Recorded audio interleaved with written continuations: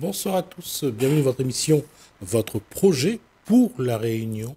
Nous allons parler des européennes. Je rappelle que l'élection a lieu donc le 9 juin. Bonsoir Serge Lachoumana. Je ne me suis pas trompé sur la date, c'est bien le 9 juin. C'est bien le 9 juin. Bonsoir. Bonsoir, vous êtes donc candidat sur la liste Lutte ouvrière. Lutte ouvrière, le camp des travailleurs. D'accord. Euh, Merci d'avoir précisé, parce que je ne l'avais pas dit. Euh, Juste une lutte ouvrière est d'abord connue pour être un syndicat. Lutte ouvrière n'est pas un Ah, syndicat. un parti Nous politique. sommes une organisation politique. Nous Ah, sommes d'accord. l'organisation des travailleurs. Hum. Nous sommes communistes, révolutionnaires. Et justement, dans ces élections, nous plaçons résolument dans le camp des travailleurs. D'accord. On va juste rappeler que Arlette Laguiller, Laguiller a été donc depuis 74. Je crois 74, elle s'est présentée pour la la première fois première fois aux élections aux présidentielles. élections et elle a été jusqu'en 2002, je Oui. crois.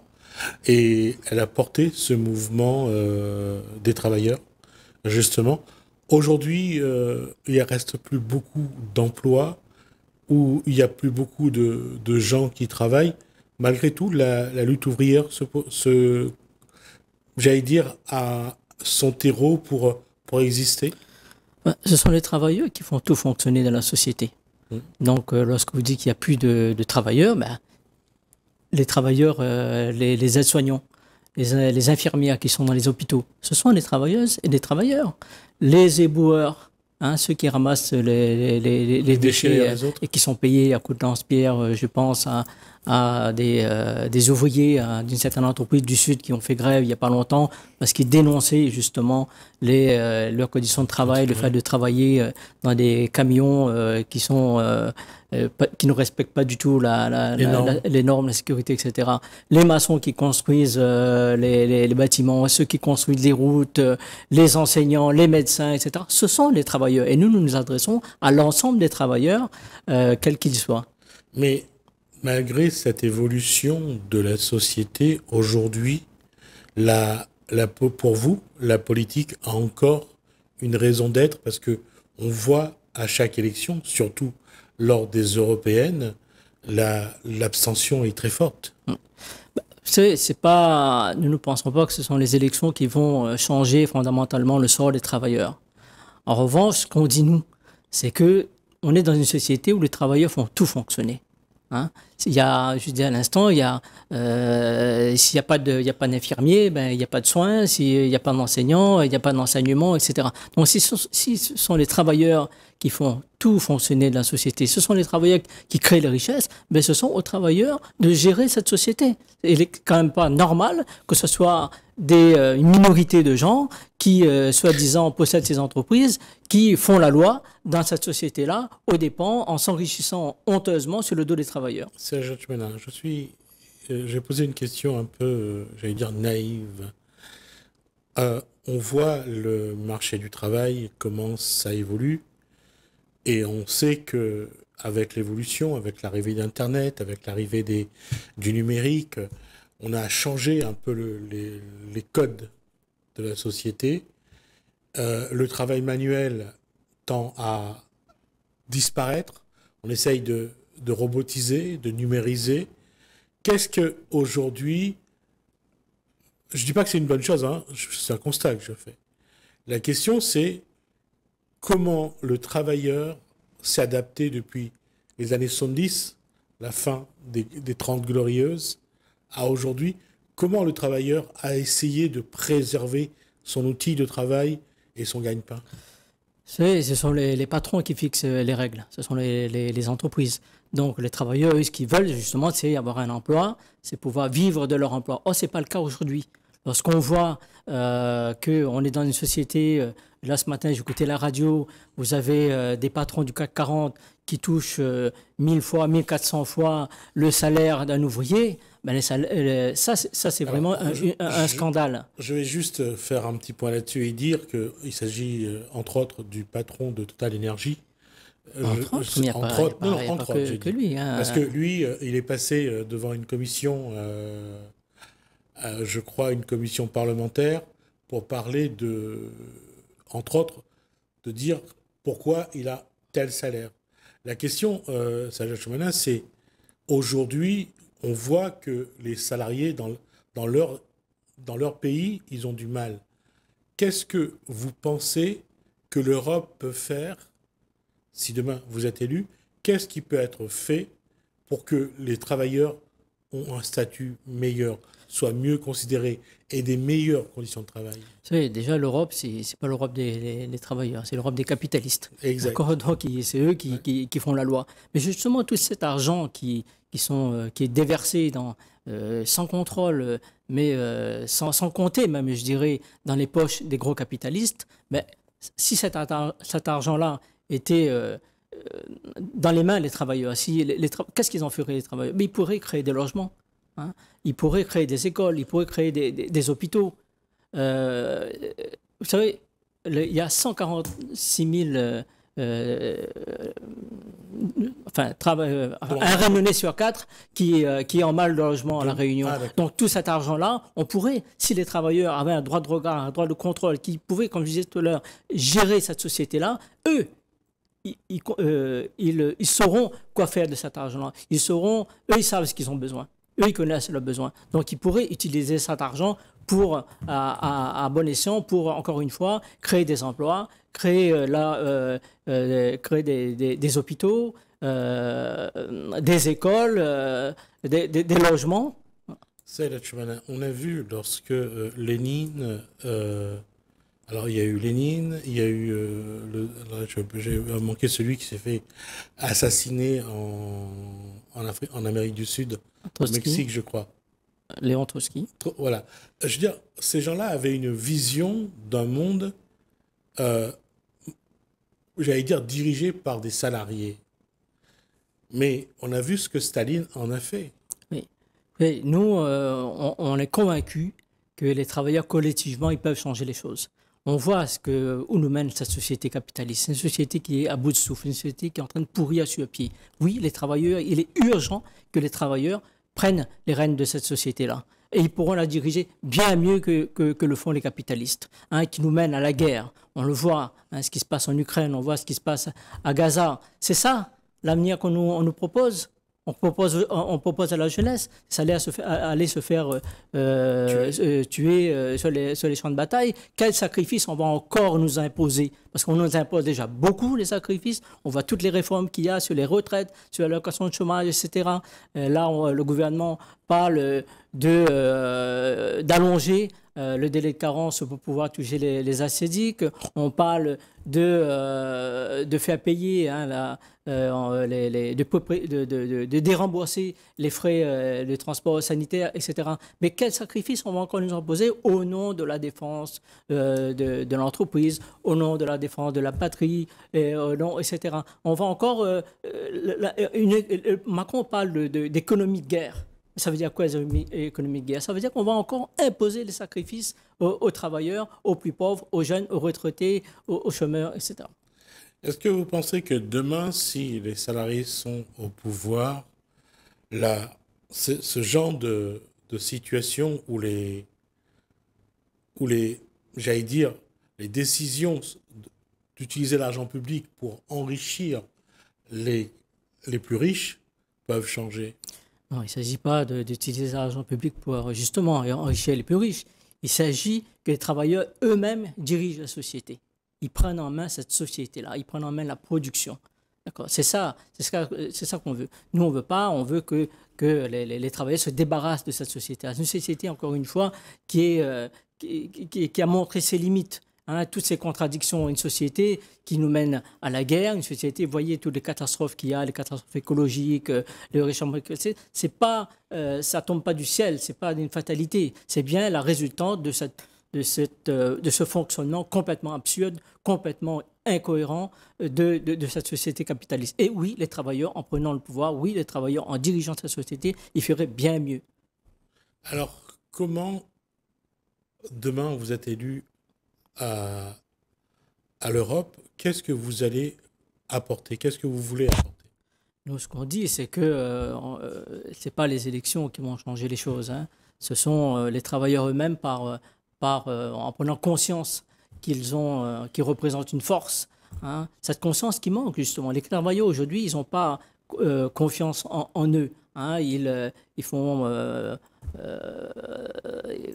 ils croient à un sauveur suprême. Ils pensent que voilà, en élisant un tel, ça va changer les choses. Non. Nous, on pense qu'il n'y a pas de sauveur suprême, comme dit la chanson internationale, producteurs, sauvons-nous nous-mêmes. Les travailleurs, ils peuvent, par eux-mêmes, défendre leurs intérêts et offrir une perspective bien mieux à l'ensemble de la Mais si société. lutte ouvrière veut aller siéger à Strasbourg, c'est quand même pour défendre quelque chose. Nous, on dit que les travailleurs, ils doivent se saisir, hein, du bulletin de vote lutte ouvrière pour exprimer leur ras-le-bol, pour exprimer leur mécontentement contre cette politique, cette guerre justement qui est menée par les patrons et ce gouvernement à son service. Si déjà les travailleurs, ben, ils votent massivement pour notre liste, ça sera une alerte, ce sera un avertissement à tous ceux qui nous dirigent. Est-ce que quelque part, on n'a pas un peu biaisé sur l'objectif premier de l'Europe, de construire ce que disait Victor Hugo, les États-Unis d'Europe? Nous, on n'est pas contre l'Europe, mais on est pour l'Europe des travailleurs. Oui, on est pour les États-Unis d'Europe, mais les États-Unis des travailleurs. Pas cette Europe qui a été fabriquée, d'ailleurs, ça fait 70 ans qu'ils essayent de mettre en place cette Europe, qu'ils n'y arrivent pas vraiment, pour les intérêts des capitalistes. Mais ils le continuent. Je veux dire, là, tout ce qui est fait, c'est toujours pour les mêmes. On négocie avec l'Amérique du Sud, on cède sur l'agriculture, sur la canne, pour que les groupes multinationaux obtiennent les marchés de faire des métros, de faire des TGV, d'avoir pour aller faire forer le pétrole oui, ce sont les grands groupes. Ce sont les grands groupes groupes alimentaires, ce sont les grands groupes commerciaux, les groupes industriels qui font la loi. Hein, qui font la loi non seulement en Europe, mais à l'échelle de la planète. Donc c'est eux qui décident. Et tous ces États, hein, que ce soit l'État français ou les Américains ou autres, ou pour revenir à l'Europe, tous ces États qui constituent l'Europe, mais ils sont là au service des capitalistes. Quand ils font des lois pour défendre les intérêts des grands groupes capitalistes, aux dépens des travailleurs, aux dépens des chômeurs, mais aussi aux dépens même des petits agriculteurs, des petits commerçants, des petits artisans.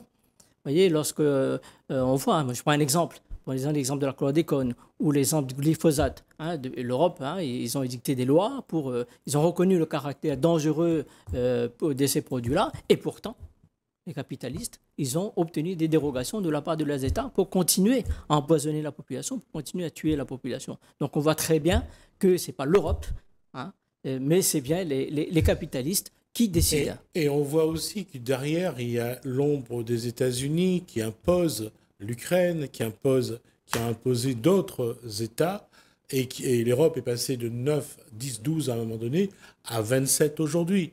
Là, je veux dire, la bataille, elle est, j'allais dire, presque perdue d'avance. C'est une guerre entre eux. C'est une guerre entre un pays impérialiste. Chacun défend les intérêts. Chacun défend les intérêts de sa propre bourgeoisie. Les États-Unis, les intérêts de la bourgeoisie des États-Unis, l'Europe, les pays européens, les intérêts des Européens. Donc, ils se mènent une guerre, hein, une guerre économique, une guerre industrielle. Et maintenant, ils veulent carrément nous mener une guerre tout court.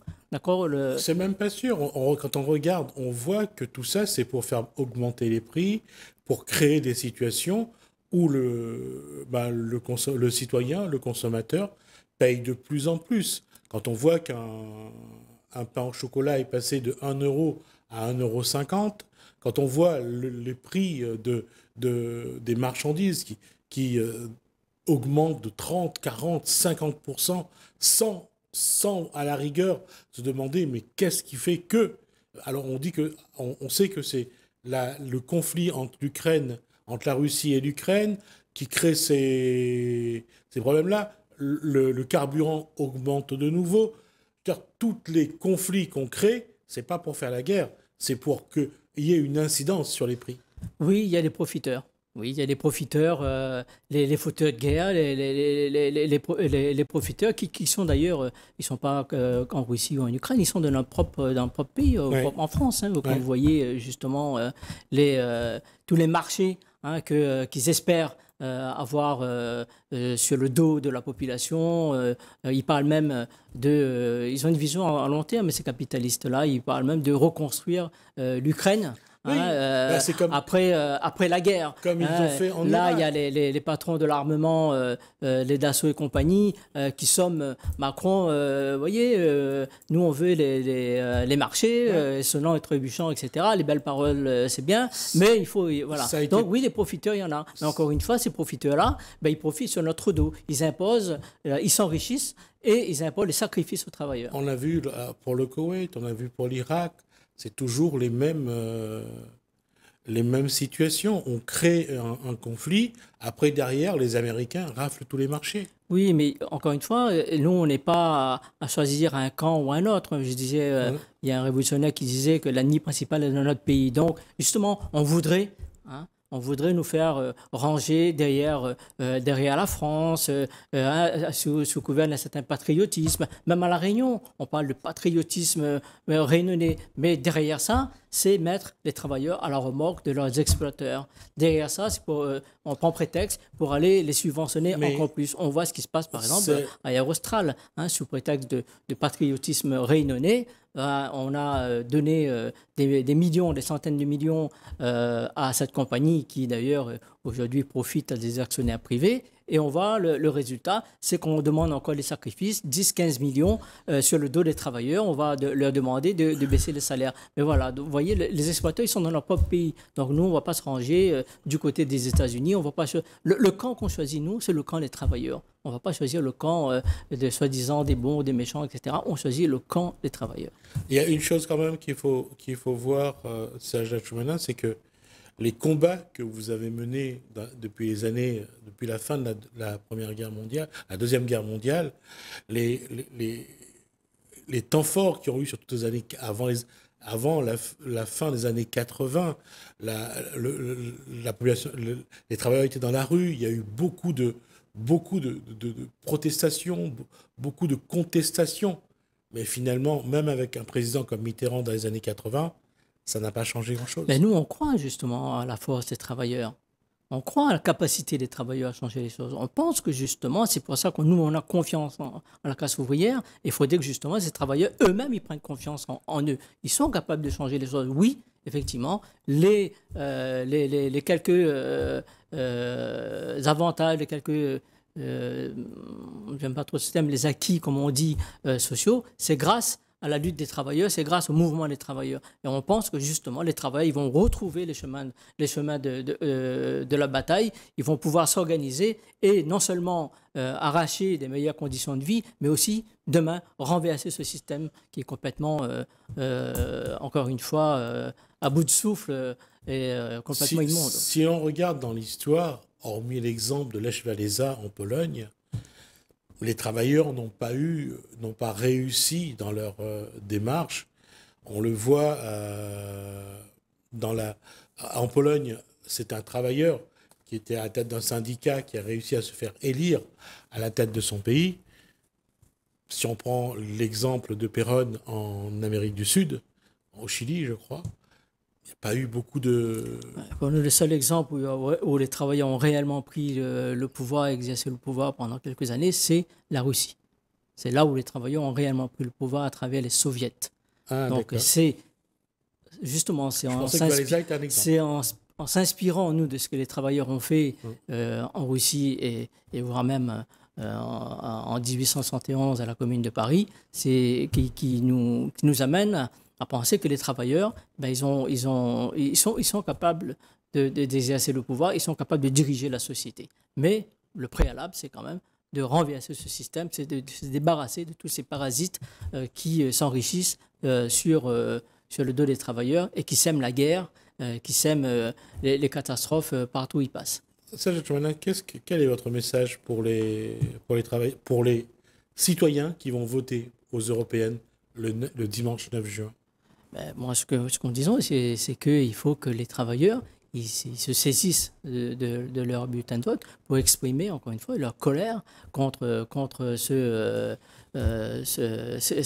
système, leur ras-le-bol contre toutes les attaques qui sont menées par les patrons et les gouvernements qui se succèdent, et surtout qu'ils affirment qu'ils sont capables, ce sont eux qui dirigent, qui font fonctionner la société, ce sont eux qui créent la richesse, donc c'est à eux de diriger cette société-là.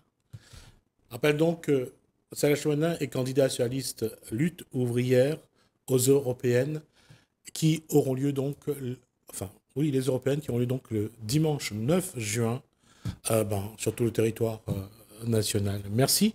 Merci à vous. Salah Chouana pour cet échange. Merci à vous de nous avoir suivis. Merci Hélène, merci François, je vous dis à bientôt.